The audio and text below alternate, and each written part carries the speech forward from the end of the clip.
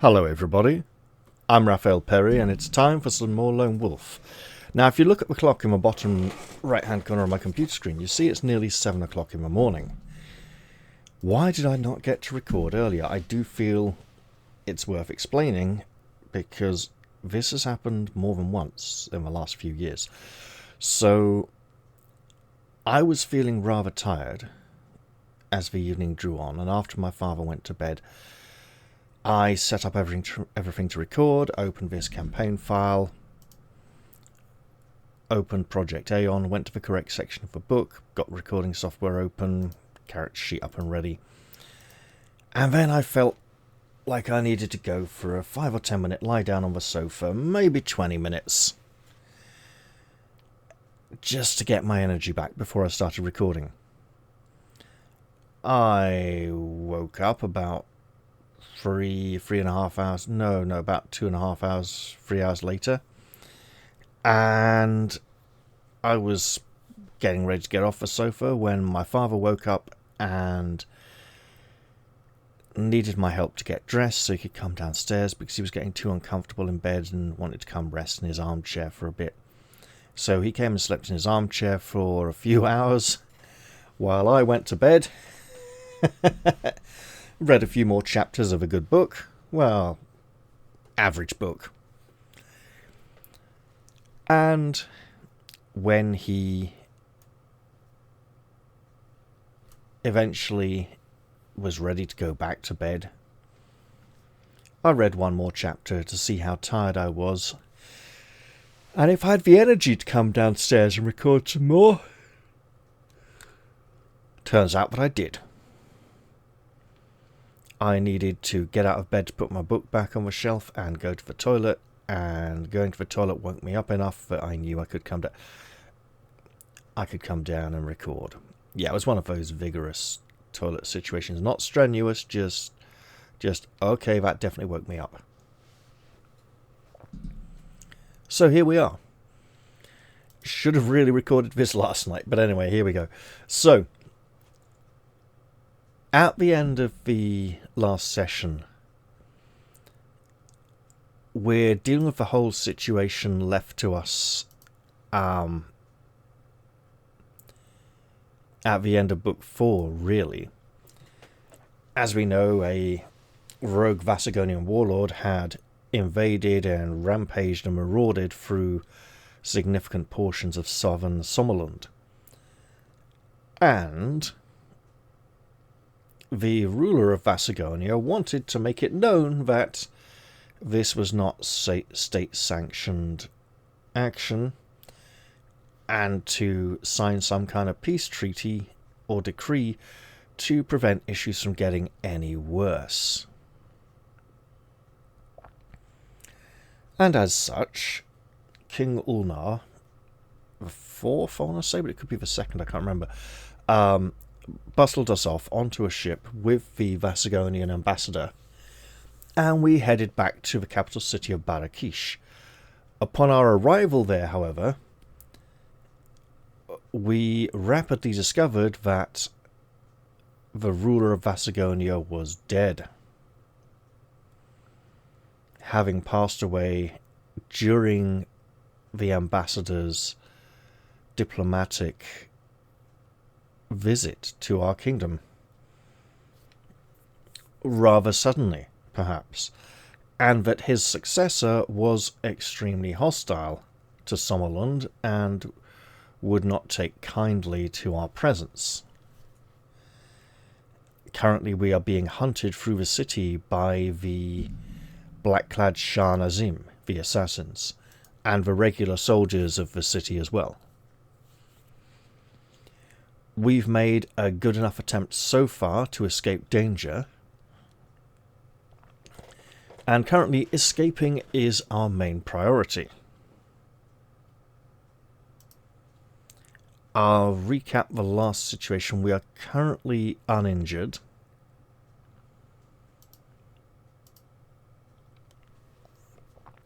The envoy, or ambassador, was lethally silenced before he could warn us more than his facial expression by the soldiers who came to meet us at the docks, there was an ambush set up for us.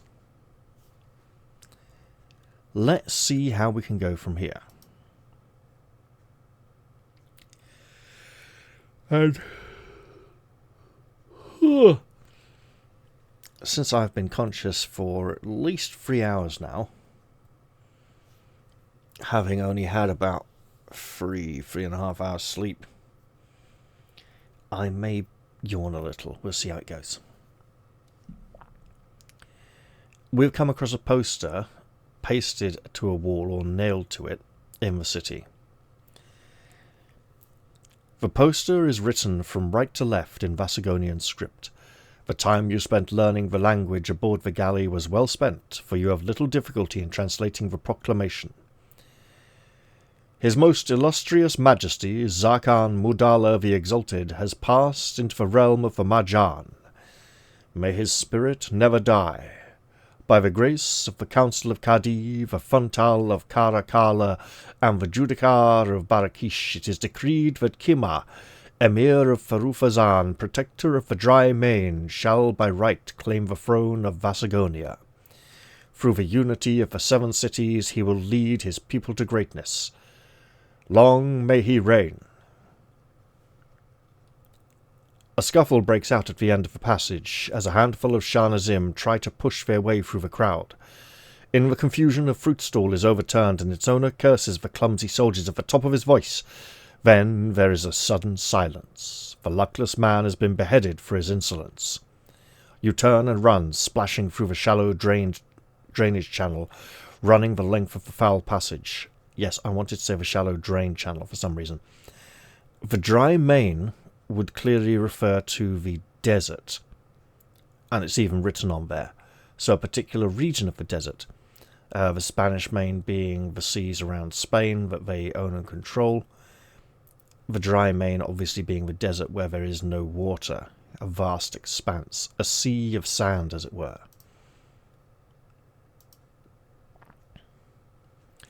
The passage ends at a tree-lined plaza. You must find somewhere to hide. Your fair skin and your kai cloak and tunic make you stand out in the crowd. In the city crowd, no less. To your left is a small dwelling with a curious wooden sign hanging above the door, carved in the shape of a fish. To your right is a tavern. The sign above the tavern door seems oddly appropriate. The Hunted Lord. We do possess the Kai discipline of healing, but before going to section 53, ancient Christians, during the early demise of the Roman Empire, shortly after the death of Jesus, used the sign of a fish rather than the sign of a cross to signify their faith. The cross was only later used as a Christian symbol.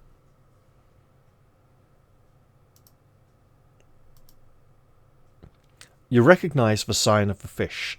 It is the symbol of an order of monks known as the Redeemers, a silent order who are devoted to a lifetime of prayer, pilgrimage, and the study of the healing arts. We will enter this dwelling. The Hunted Lord seems like a death trap. I mean, it's it's a place where we're supposed to go. Well, but it's also people pursuing us are likely to look at it and go, no, there's no way he'd be stupid enough to go in there. However, a group of monks dedicated to a silent order who do not speak, which means they aren't likely to convey my presence verbally to any pursuers. They might point, but it will take longer for them to get their message across, essentially. But they seem peaceful and interested in healing. They won't be happy about wanton butchery. Let's go in there. They're likely to give us shelter.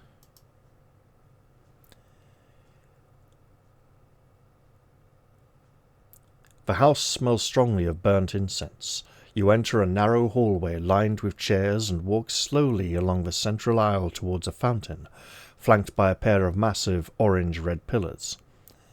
A man dressed from head to toe in black appears from behind the left-hand pillar and walks towards you. Suddenly you hear Maaken's men enter the plaza and cast an anxious glance towards the open door. The man sees you are nervous and silently points to a cellar door. I believe he will keep my presence here hidden, or there is a secret door out of the cellar through which I can escape. I will take him on trust here, because we know that, this man is a scholar, he's a healer, he's not unless he's an imposter. He's not a nasty bastard. You rush into the cellar and bolt the door. Pressing your ear to the gnarled timber, you listen intently to the noise of Maaken's angry soldiers. They have entered the building, and it will only be a matter of time before they notice the cellar door. You cast your eyes around the room. It is empty except for a coil of rope and a tinderbox. Then you notice that there is another way out of the small stone room, an iron grill in the centre of the floor. However, the horrible stench which is rising from it turns your stomach. No which, or is, but we can leave the cell by the grill, or stay and prepare for combat. No, I think we depart. Do we take rope? We already have rope. Do we take a tinderbox? We have the fire sphere of Cult. There may be situations where we are asked if we have a tinderbox and we cannot use the fire sphere in its place. That feels very dodgy.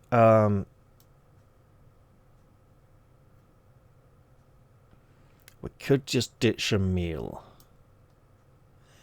It feels bad to ditch meals and use healing to make up for it constantly. So let's just leave by the grill, leaving these items behind.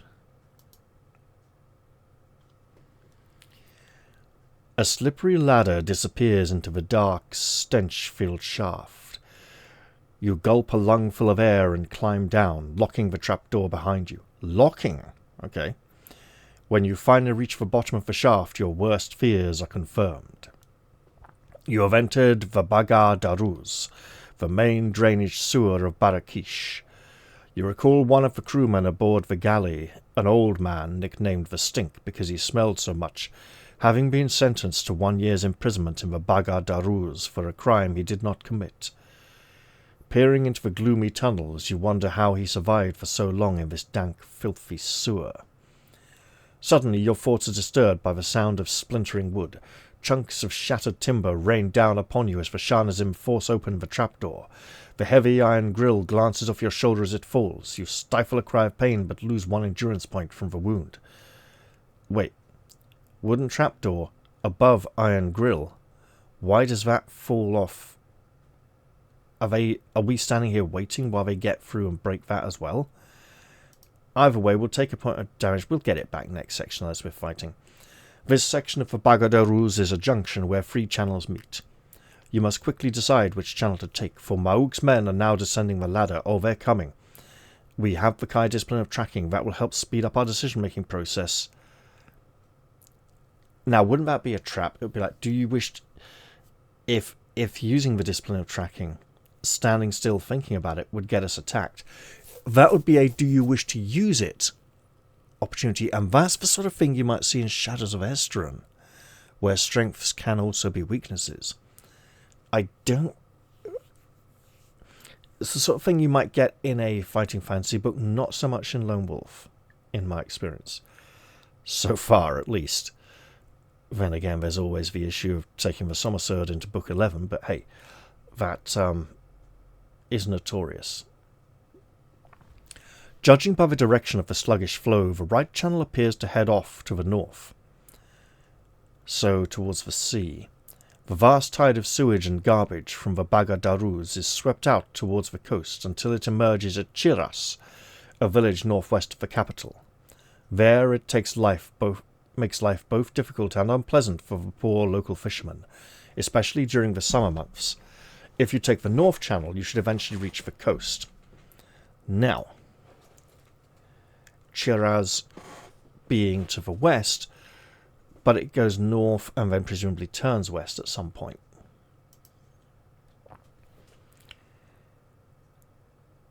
The left channel heads south, directly below the very heart of the capital.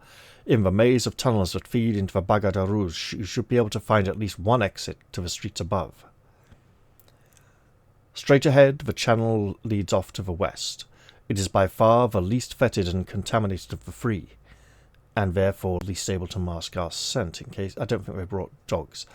During the voyage, you remember the stink telling you about the Grand Madani, a great aqueduct over 40 miles long which channels fresh water from the River Dar into the city. As a result, the citizens of Barraka, unlike the inhabitants of other Vassagonian cities, enjoy a lavish supply of fresh water. The West Channel will lead to that water source. Now, at this point, we wish to avoid and even evade our pursuers. Heading to Chiras, it's a fishing village. There won't be ships. There'll be small fishing boats. We won't be able to travel far from there, as our priority is still escape. Heading to the River Dar. The Dahir Mountains, the River Dar. Okay. So hang on. The River Dar is right next to the Chiras.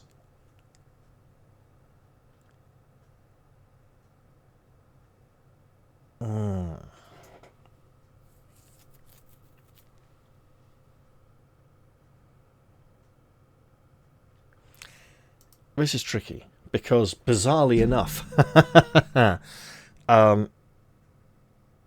I remember from many years ago that our goal here is to get to the middle of the capital city. Actually, that's a really good point.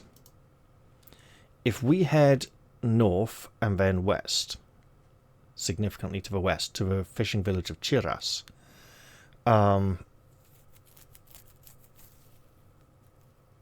northwest?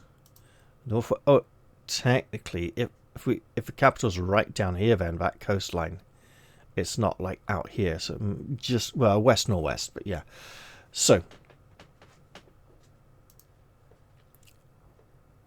if we head towards Chiras, that's going to be the most filthy and disgusting journey.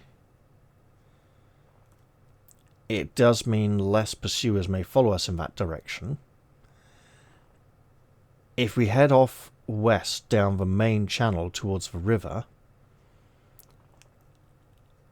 there may be creatures that have come from the river into the sewer.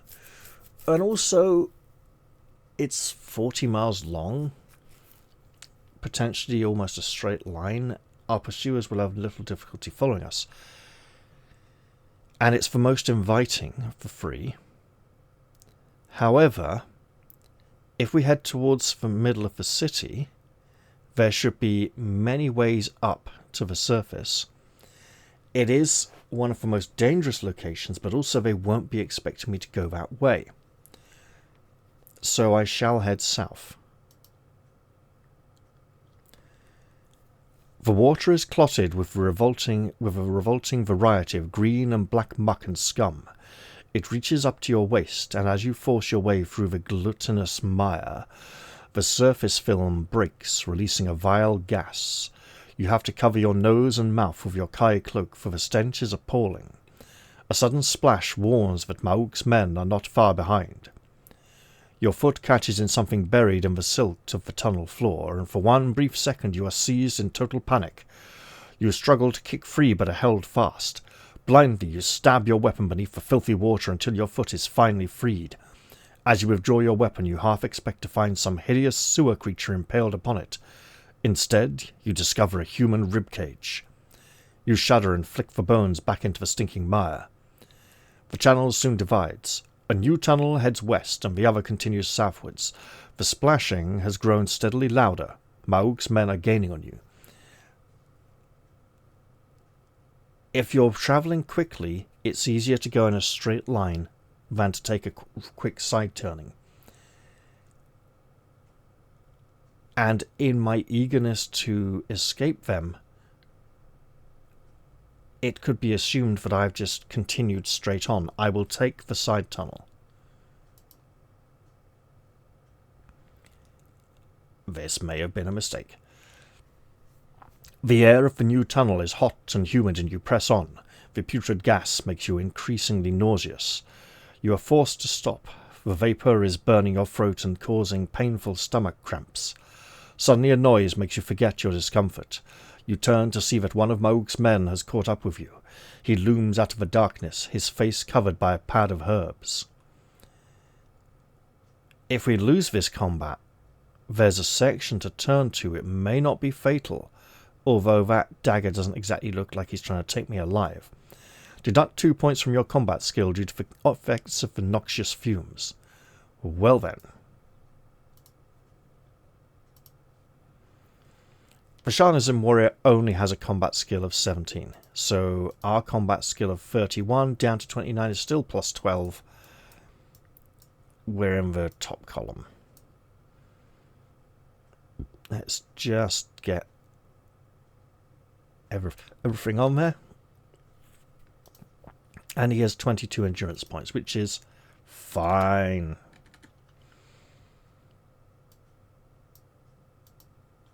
Okay, game, what do you got for me? We have a 7. Which means the enemy loses 18 endurance points and Lone Wolf loses none.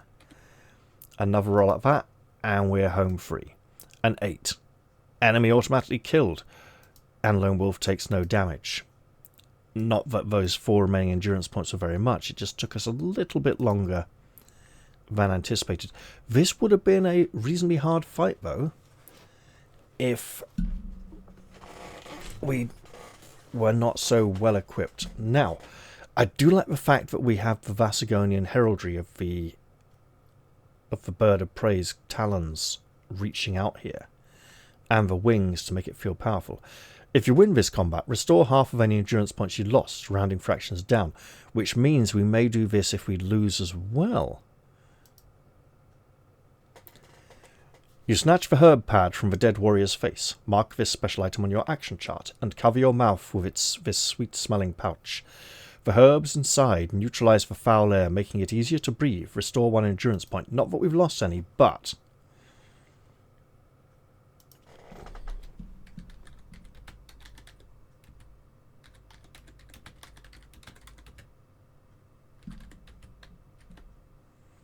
Baga-Darooz? No. No, Baga-Darooz is armor. Baga-Darooz.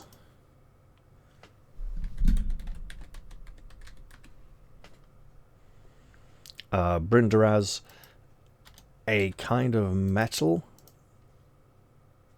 or a style of armor for Warhammer Dwarfs. Right. I think it's like a coppery, bronzy, coppery, brassy kind of metal they use. Anyway, I can't remember off the top of my head. The dead body sinks from view, and you hear the sound of more Shahrazim wading along the tunnel. You cannot outdistance them. You must hide. Fortunately, we're not going to be coughing or spluttering. We do indeed have the discipline of camouflage.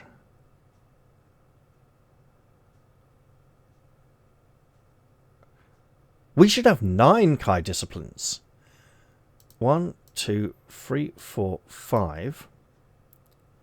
Complete book 2, complete book 3, complete book 4.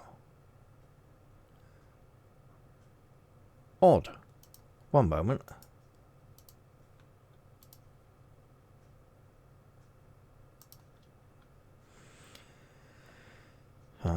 Book 2, book 3, book 4. Yeah, see, so that's why we don't get all 10 Kai disciplines. That is... So what do we have and not have at the moment? Got camouflage, hunting, sixth sense, tracking. I think it's weapon skill and mind blast we don't have. We have everything else. Okay. Your keen eye falls upon a narrow fissure in the tunnel wall. The gap is near to the level of the scum and can barely be seen in the darkness. You squeeze inside, steeling yourself as the foul water rises up to your chin. The Shanazim pass within inches of your hiding place, and you have to fight the urge to vomit as a wave of sewage laps your face.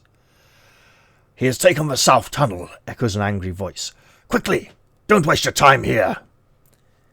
It seems an eternity before the Shanazim retrace their steps and disappear back along the tunnel. With a sigh of relief, you emerge from the fissure but catch your foot on something embedded in the silt of the tunnel floor and lose your balance. Uh-oh. You fall face first into putrid water. The oily slime fills your ears and nose and chokes in your throat. You surface and struggle onto a narrow walkway, only to find that your arm no longer functions. Your wounded shoulder, injured by the falling trapdoor grill, still stings painfully, but now the whole arm below it is numb and useless. Horror overcomes you as you realize what is wrong. Bizarrely, this does feel familiar. I'm recognizing this and the previous section. This feels like I'm going the correct way. You recognize the symptoms of limb death. The wound has become infected by thousands of limb-death microbes, one of many strains of deadly bacteria to be found in the Baga-Darooz. None of your Kai skills can prevent the eventual loss of your arm. There is only one cure for the disease.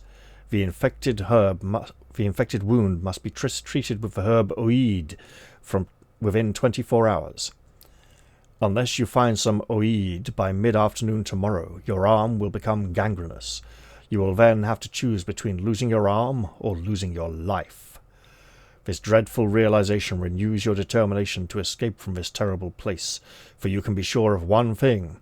You will find no oid in the Baga-Darooz. Now, I am going to note this.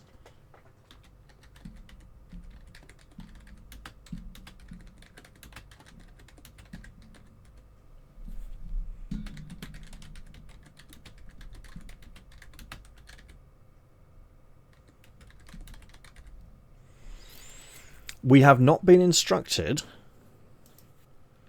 to make a note of this.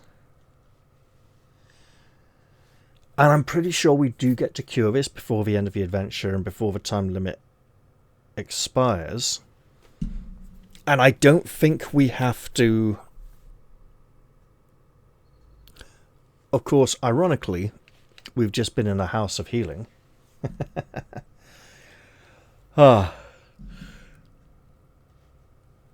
We don't need to choose between finding the oid herb and something else. It's not a can you afford to go pick this up. I think we just need to survive long enough to get to it, and it will be made readily available at the correct moment. You need your numb arm in an effort to massage some life back into it, but it is useless. The muscles are limp and nerveless. The only consolation is that it is not your weapon arm, but as long as you are suffering from this disease, you cannot use a shield of any sort. Deduct 3 points from your combat skill. The lost points may be recovered if you ever gain reuse of your arm. So now we are taking proper notes.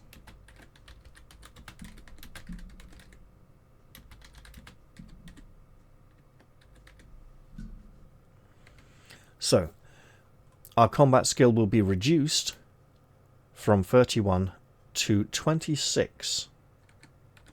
Why 26, you ask? We lose 3 points for the use of the arm and a further 2 points for the shield we were gaining a +2 benefit from.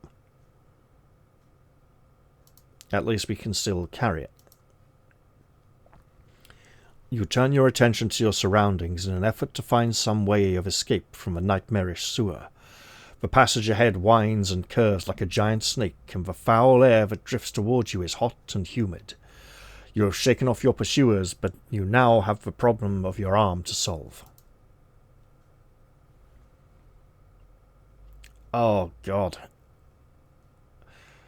A simple left or right choice with Seemingly no clues, okay. The temperature rises steadily until you are bathed in sweat. Ahead you see a chamber filled with steam that rises from its bubbling floor. You are about to enter the chamber when you catch a glimpse of the danger awaiting you. The stone walkway ends abruptly only a few yards into the chamber. 10 feet below, lying before you like the surface of a huge bubbling cauldron, is a tar sork, a mud geyser. These geysers are common in Vassagonia.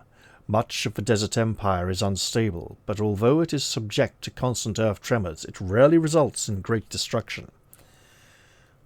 The Vassagonians call these tremors Tasa Dofiem, which means the wrestling gods.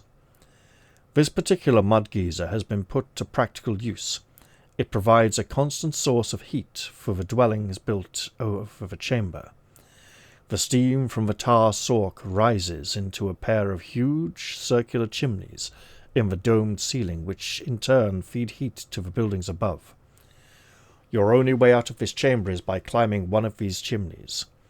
Although there are no ladders, the rock-hewn chamber walls offer very many footholds. Straight left or right, fighting fancy rule, left is best.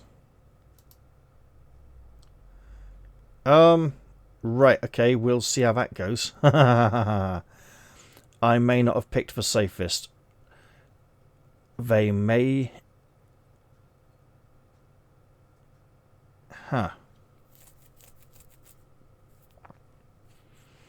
Both chimneys may lead to the same place.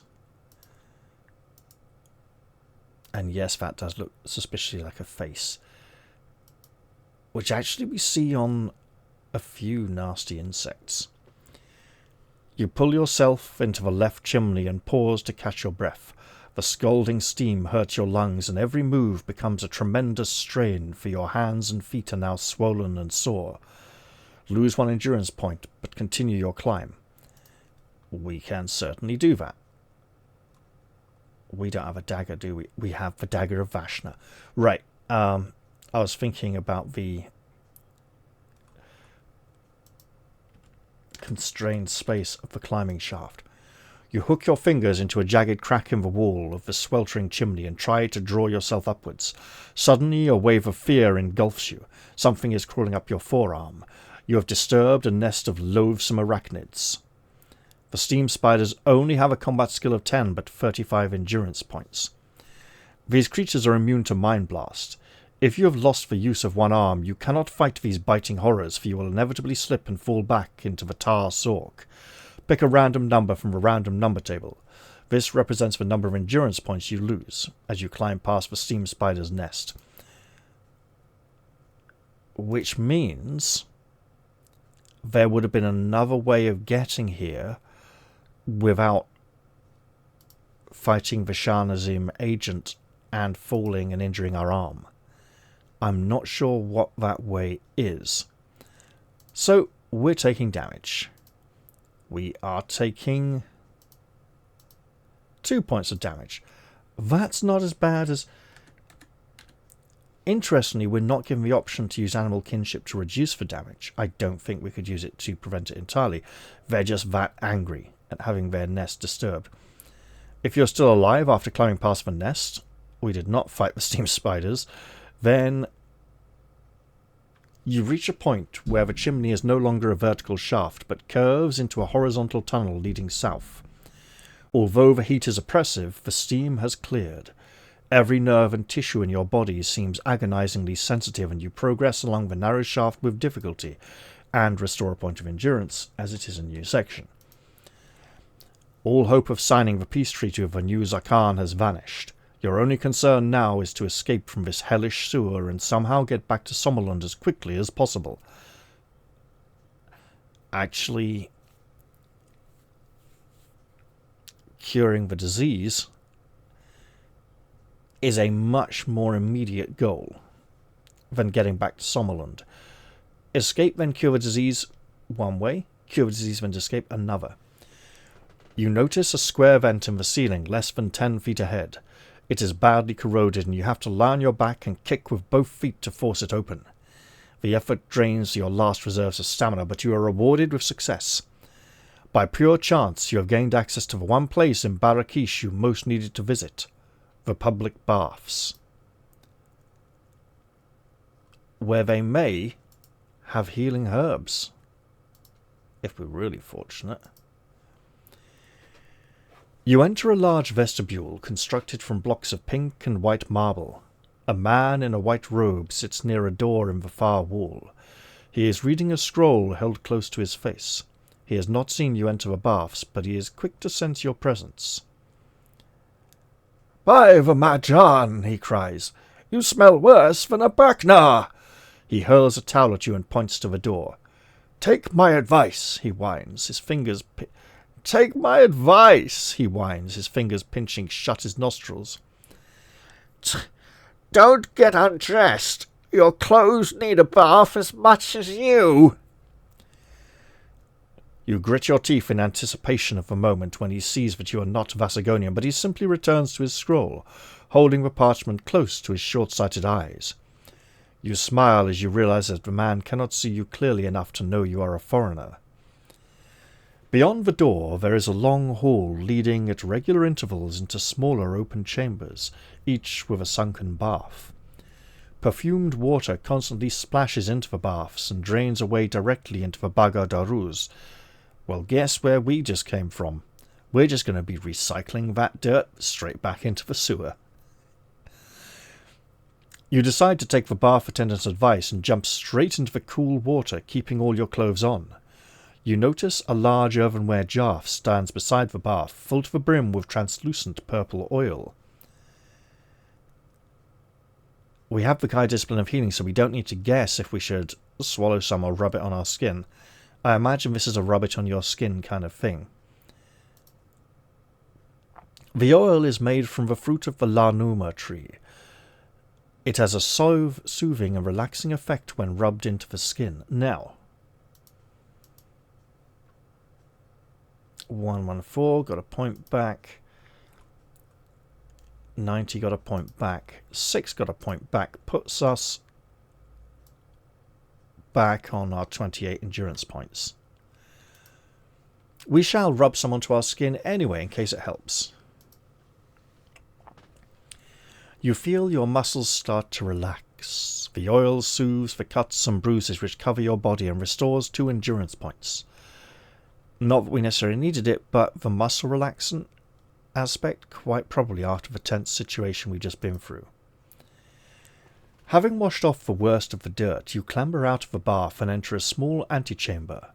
The room is hot and arid, and your clothes are soon as dry as bone. Beyond the antechamber is another hall, this time crowded with people, some seated, others standing, and everyone busy in conversation. These are the free baths of Barraka, and the citizens of the capital are justly proud of them. They are the envy of the other desert cities where water is scarce and precious. The citizens treat the baths as a forum, a place for meeting and talking with friends. Much of the conversation you overhear is about the new Zakhan. Few speak well of him. You wrap yourself in the towel and make your way through the crowd towards the main entrance. If you wish to keep the towel once you are outside, you must mark it on your action chart as 2 backpack items due to its size. You know what? Rope is 2 items. Special ration and meal. Sure. I'm keeping the towel. Okay. Ditching my food. I may be able to throw it over someone as they're pursuing me or something. Or use it to block a window like a big curtain. I don't know, right? And I can ditch it after the adventure if I don't need it. Hurrying down the steps away from the bath hall, you enter the Sadi Tas Uda, the square of the dead. Jet-black flagstones cover the square, each with a long iron spike set deep into its centre. From the bath hall steps, the square resembles the back of a massive iron porcupine, but when you reach the base of the steps, you realize that the Sadi Tas Uda is in fact far more sinister. Stuck on top of each spike is a human skull, all that remains of pirates, murderers, traitors, and thieves who have been sentenced to death. The grisly display serves as a warning to others never to defy the law of the Zakhan. As you reach the far side of the square, you brush against a spike. Fresh blood is smeared across the arm of your tunic, staining it dark red. We just washed! You raise your eyes, cursing at your misfortune, but you are shocked into silence at the sight before you. I had remembered this section, and knew that I needed to get to it to successfully complete the adventure. Impaled upon the sharp iron pole is the head of the Vassagonian envoy. To either side are the heads of all the galley crew. On each of their foreheads is freshly branded one word: traitor. Fear wells up inside you. Turning your face away from the sightless eyes, you run into the crowded streets of the Mikarum, the district where the spice and herb merchants live. Perfect. At the end of a narrow, winding street you reach a junction. Opposite is a shop with a bright red sign above the door. Bir Dar Masoon, herb mistress. We are getting in there. We need the weed herb. You part the curtain of beads hanging in the doorway and enter the cool interior. The lifeless arm that hangs limp by your side has taken on a bluish hue. Fear returns. You must find the weed herb to cure the disease, or you will lose the whole limb and possibly your life. A woman appears from the shadows of the counter.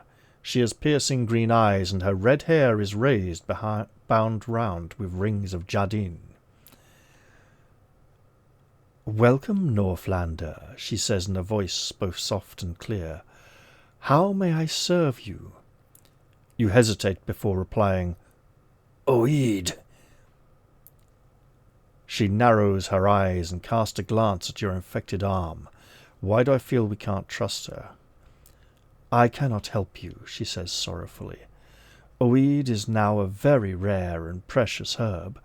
I would have to sell my shop and all my possessions in order to buy just one small pouch of oid. There is only one man in Barraka rich enough to possess this herb, the Zakhan." Sweat breaks out upon your brow and your fear grows.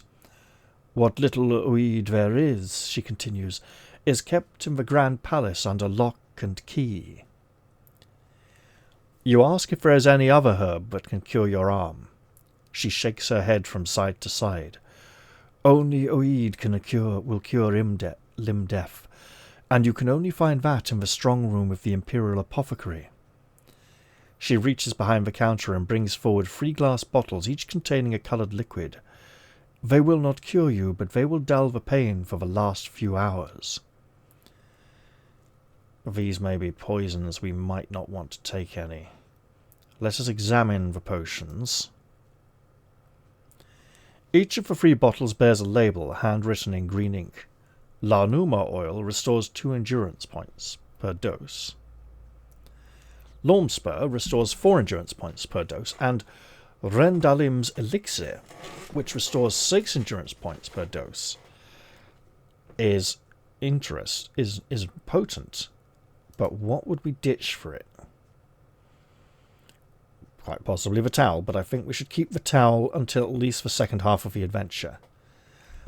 You may purchase any of the above. The prices are per dose. All the potions are backpack items.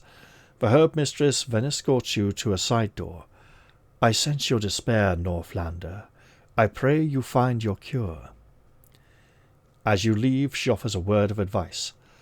"The guards at the north gate of the Grand Palace can be bribed." You thank her and enter the alley running along the side of her shop.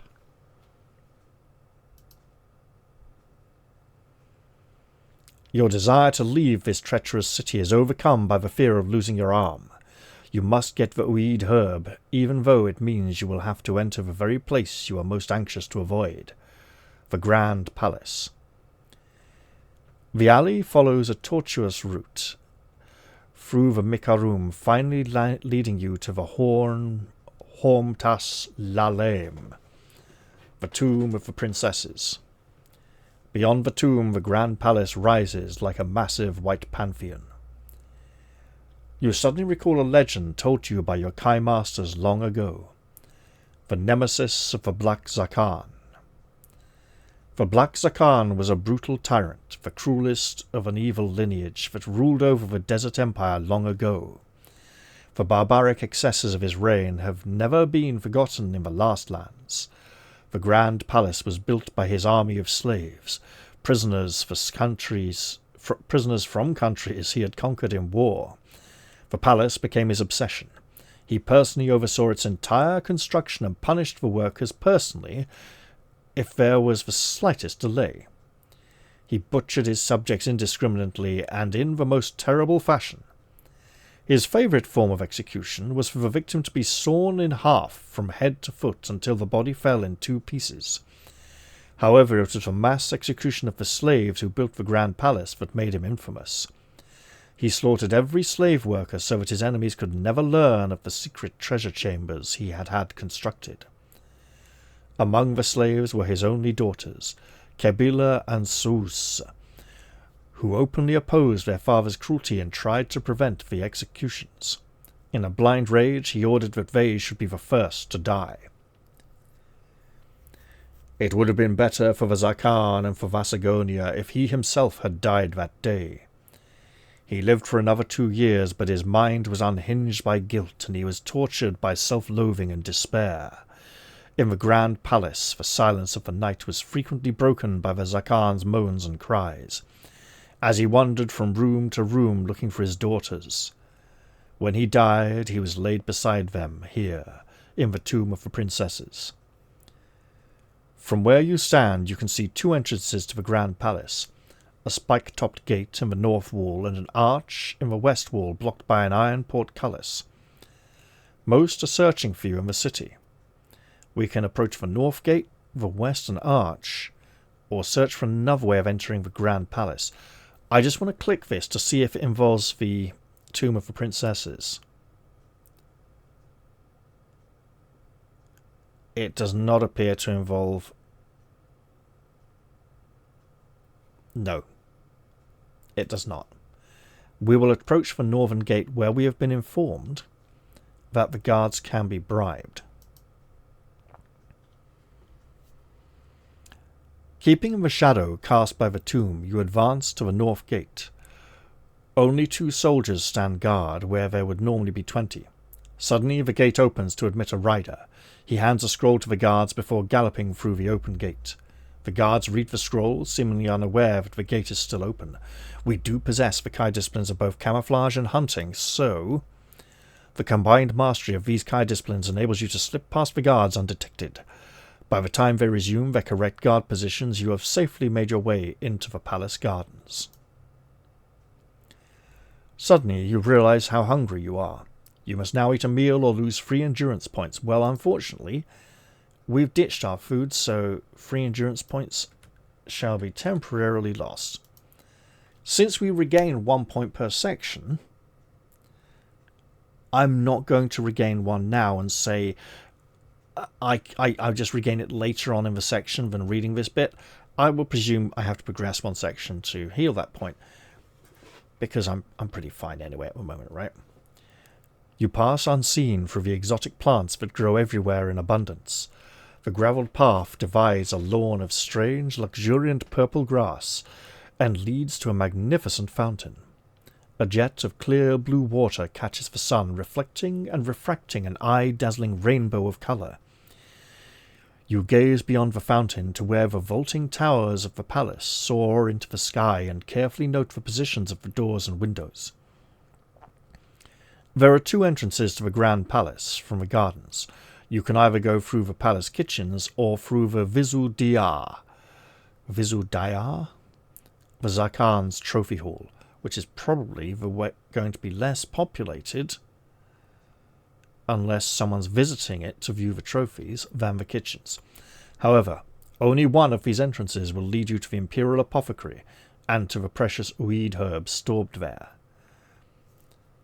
We do have the Kai discipline of tracking and 6th sense. The imperial apothecary can only be reached from the palace gardens by entering the Vizudayar. The kitchens are part of the slaves' quarters under constant supervision of the cruel slave masters and guards.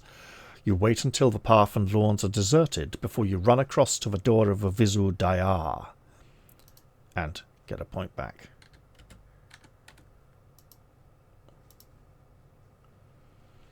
You reach the door to the Vizu Dayar without being seen, only to find that it is securely bolted from the inside.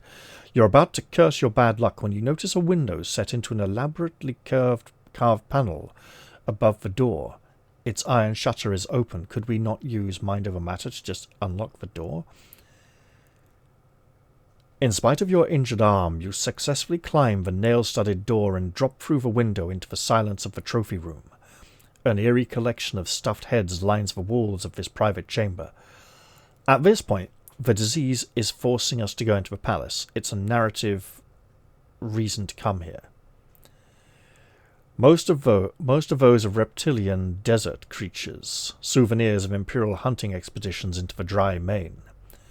Among the snake-like trophies and more gruesome are human heads.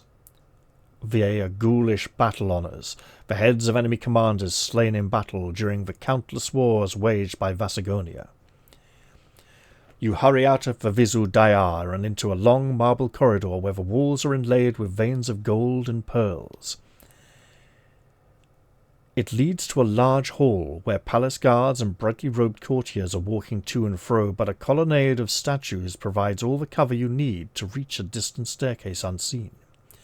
Stealthily, you sprint up the staircase to arrive at a junction where passages head off to the east and west. At the end of each door is a symbol engraved in the wall above. The symbol above the east door depicts a mortar and pestle. The symbol above the west door, an open book. Open book, probably great, but the mortar and pestle is where we're going to find the healing things that we need. And... 1 minute. 1, 2... Yeah, thought so. I get another point back. Excellent.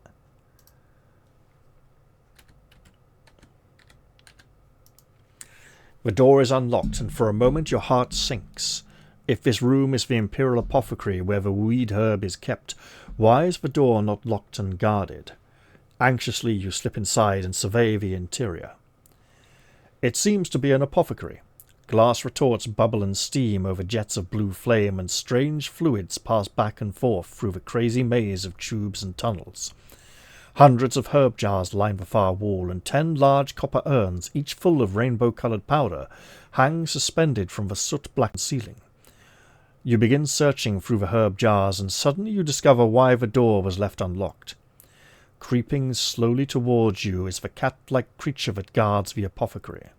Its eyes glow with a vivid green luminescence as it prepares to strike. In fact, this Elix... Ah, damn, it didn't get me where I wanted to go. I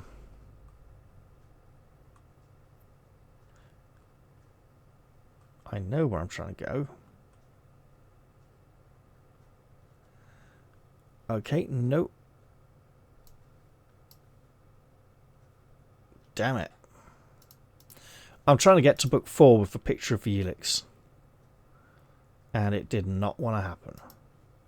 I mean, I'd have to go like this, wouldn't I?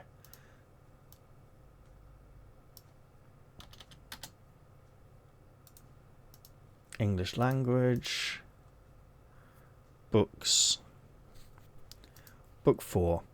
And if I had gone and encountered the Elix in book 4, I would not have got the key and the holy water. I would have needed to avoid them anyway and have all the rangers fall down a pit trap and die together really badly. But from playing book 4 a number of times, I would presumably be familiar with this illustration.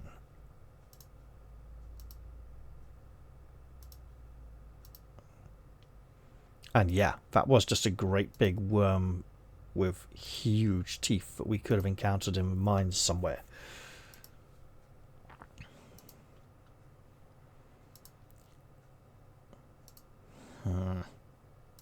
We'll get there. Don't worry.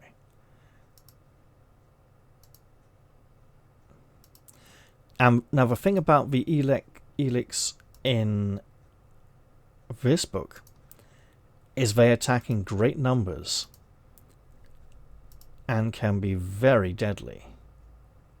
13? No.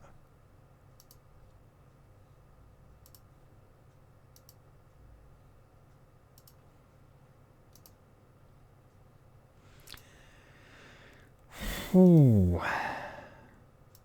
Getting there. There we go. Vast cat-like creature. Although this one not coming through a door that we could open, but sneaking upon us. If you have ever fought an Elix before, add 2 to your combat skill for the duration of this fight. We have not. You cannot evade combat and must fight it to the death. The Elix has a combat skill of 17 and endurance of 32, which is quite a high endurance score. However, we are fighting at 26, so we're in the +9 column anyway, which is pretty good for us. An 8, the Elix is killed and Lone Wolf suffers no injury at all. Breathless from the exertion of combat, and as this is a non-combat section, also restoring back up to full health, you step back as the Elix finally collapses and dies. Slowly, its glass green eyes mist over and become opaque like hard, cold jadin. Around the creature's blood-spattered throat hangs a gold key on a chain. You quickly discover that the gold key opens the steel door of a strong room at the far end of the apothecary.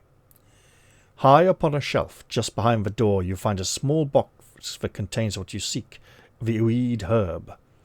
Within seconds of pressing the beautiful golden leaves to your wounded shoulder, a tingling sensation engulfs your whole arm.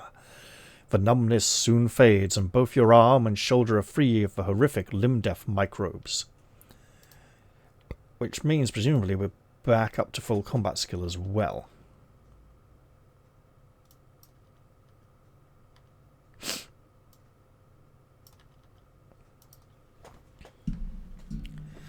Sufficient weed herb remains in the box for one further application.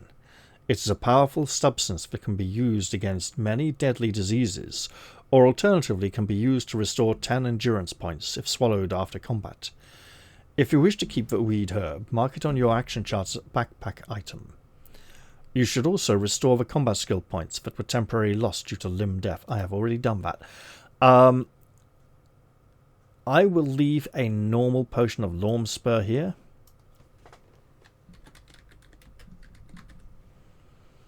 And absolutely take that herb with us. It may be extremely useful in future adventures. I could drink the potion to deny it to my opponents, but I think I'll just leave it here, put politely on the shelf. No, we'll put it in the box. Insultingly, so that the next time someone comes to open it, they'll be, "What? Who's left this here? What fool is responsible for this?" And they'll probably punish some poor slave or servant or something instead of someone more significant. They might bring in the apothecaries and punish one of them, which would hopefully make the apothecary less loyal. Anyway. The climb is steep and arduous. You suspect that these steps are part of a secret route to the strong room, and your suspicions are only confirmed when you arrive at what appears to be a dead end. A closer examination reveals a narrow bronze door set flush to the wall, plain in appearance except for a tiny keyhole close to the floor. As you insert and twist the gold key, you are quietly confident that the bronze door will open. Should I have gone west to the... You know what I'm going to do?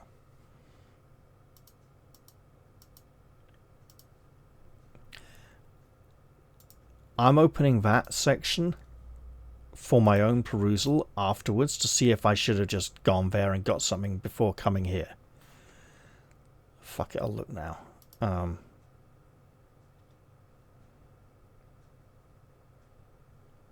Yeah, it's come here, then go to the east door. No copper key, no prism. Okay. Oh well, we'll just have to make do without.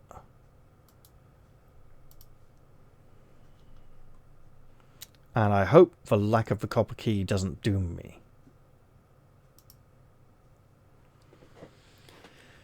You hear a faint click followed by a soft whirring sound.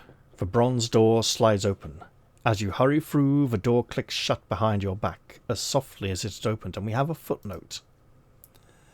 This section is the correct answer for the Cloesian combination lock from section 58.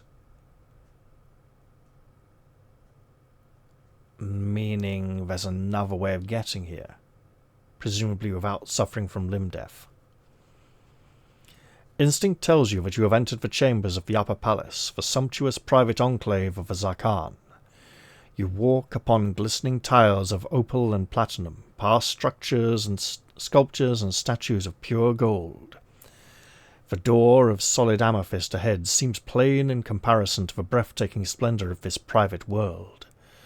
Beyond the door lies another unique and startlingly beautiful world, the Arboretum. A circular, cathedral-like arena spreads out below you, the green velvet canopy alive with the sound of birdsong. Trees of every colour, shape and size flourish in the deep, dark soil of the floor. The Zakhan's Arboretum houses a specimen of every tree that grows in Magnamund, and many species that are now extinct elsewhere. As you walk the wrought iron balcony which encircles the Arboretum, you recognize the leaves of a Sommlending oak. You feel a sudden wave of homesickness, but it does not make you despair. Rather, it renews your determination to escape from this hostile, sun-bleached land. At one of the exits from the Arboretum, you discover a quarterstaff propped against the wall. We're not going to take that. The desire to escape urges you on as you leave the Arboretum and hurry through a network of lavish corridors and empty, deserted vestibules. You reach a landing where a broad staircase descends to a massive room that occupies most of the lower palace. From the top of the staircase, hidden by the shadow of a pilaster, you stare down at a sight that freezes your blood with terror, just as my right ankle is currently freezing. Upon a raised platform carpeted with scarlet fur sits the Vassagonian Emperor, Zakhan Kima. He is robed in gold but devoid of all ornamentation. In his hand is an orb of black metal, and in his eye an ice-cold cruelty that chills your spine. The Zakhan is a man of awesome countenance, but he pales in the shadow of his companion. Before him stands the cause of your terror. A helm as black as death itself hides the face, but the stench of decay and the hideous sepulchral voice betray the identity. "Give me, lone wolf." It is the fell voice of a mortal enemy. Sorry, my throat's really dry at the moment. Let me just salivate a bit. "Give me, lone wolf." That might be better. It is the fell voice of a mortal enemy, a dark lord of Helgadad. As the Zakhan rises to his feet, you notice a flicker of doubt, or perhaps fear, dim his cruel gaze, but he is quick to mask it. "He will be brought to you at sunset in exchange for the Orb of Death. It is agreed." "You have the orb," echoes the chilling voice. "Give me, lone wolf." The Zakhan hides his fear well, but time is not on his side. The game of bluff he is playing is deadly. However, the fact that he has not yet been discovered is evidence of his powerful will, for you sense the Dark Lord is persistently clawing and probing at his mind. "You will get your Northlander, Lord Harkon," says the Zakhan, his voice curt with anger, "when you tell me why your servants defile the tomb of the Marjan. You claim to have no need for gold and jewels. Why then do you plunder the graves of our ancestors?" A deathly quiet fills the hall. Only the unnatural hiss of the Dark Lord's breath disturbs the silence. "This land, this insignificant speck of sand harbours two small thorns that prick our skin. We seek to remove them both forever. The fledgling Kai, lone wolf, is the thorn that denies us Sommerlund. The tomb of the Marjan hides the other thorn that threatens us, the accursed book of the Magna Kai. Your heart pounds as the words echo in your head. The book of the Magna Kai? Suddenly the reason why you have been enticed into a death trap becomes clear, and the sinister truth is revealed. Wait. 5. Complete book 1, complete book 2, complete book 3. Yes. We'll take Mind Blast.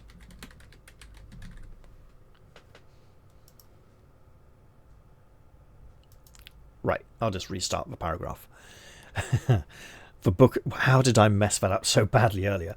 The Book of the Magna Kai is one of the oldest legends of Sommerlund, with the wisdom of the Magna Kai. Sun Eagle, the first Kai Grand Master, instilled the disciplines into the warriors of... Am I going to sneeze again? Apparently I am. Of the House of Ulnar, the bloodline of your king, that were to save your land from devastation at the hands of the Dark Lords.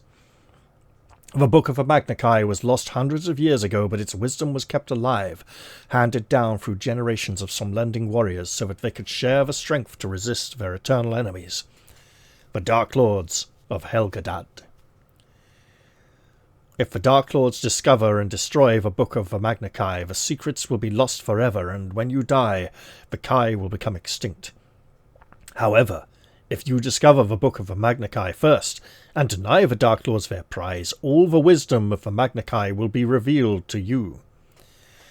Through its wisdom you will become strong enough to reach the ultimate achievement of a Sommlending warrior, to become a Kai Grand Master, and play the Grand Master series, which is books 6 to 12. However, the peril and glory of the quest that lies ahead are distracting you from more immediate danger. To discover this danger, and to begin the quest for the Book of the Magna Kai, turn to Part 2 of Shadow on the Sand. And at this point, I think there was like a blank page, and then you would turn after 200, and then you'd turn the page and see section 201. As in, part 2 of the adventure begins here. A very distinct separation. However, we will be continuing our adventure in the very next episode, because I clearly need to take a break here and check why my ankle's so cold. See if I need to pull my socks up or something. Anyway, I hope you've all enjoyed this one, and I would love to natter about how well we've done so far. I think I should have gone through with the book, and I hope it doesn't screw me over in the second half here. We'll have to see, I suppose. And that will remain to be seen next time. Goodbye for now, everyone, and see you all soon. Cheerio for now.